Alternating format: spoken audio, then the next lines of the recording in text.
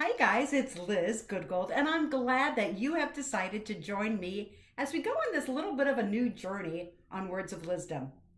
I'm going to be kicking it up a notch. I want to share more video. I want to give more information. You'll be seeing some webinars, you'll be seeing some seminars, and really the whole goal at the end of the day is that you brand better and speak gooder.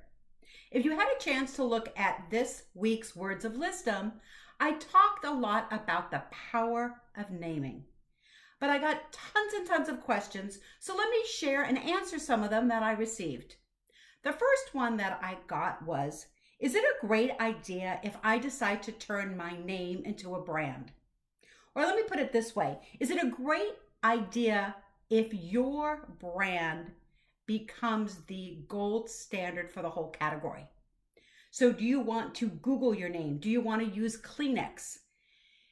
I call that committing genericide. Some of your linguists will call that the verba-fication. So every time you take a noun and make it a verb, it's verba-fication. But at the same time, it devalues the value of your intellectual property and your own brand name. So when Chase Bank, for example, had the slogan, Chase What Matters, turning their noun into a verb, it makes their brand generic.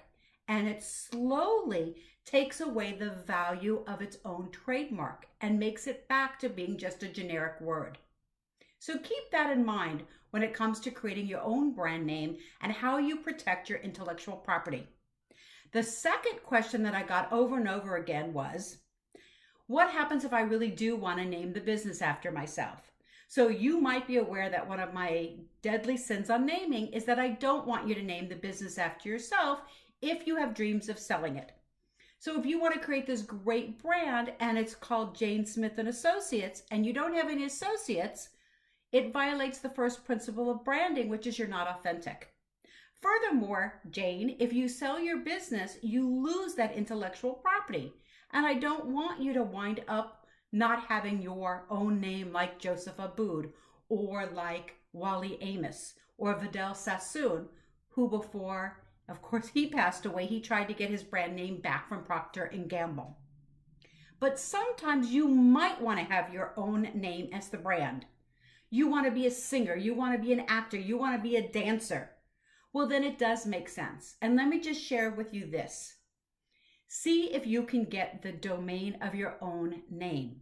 See if it can be distinctive enough. Clearly, Beyonce wins, but that's not the case with something that's very generic like Adele or Sting. Sting, as a matter of fact, as did Madonna, didn't initially have their own domains, nor was it ruled trademark infringement or what we call cyber squatting. In other words, since they were words that could be used in other contexts, they were not sitting on somebody else's valuable domain. So they weren't committing cyber hostage, if you will, of trying to hold Coke hostage for Coca-Cola.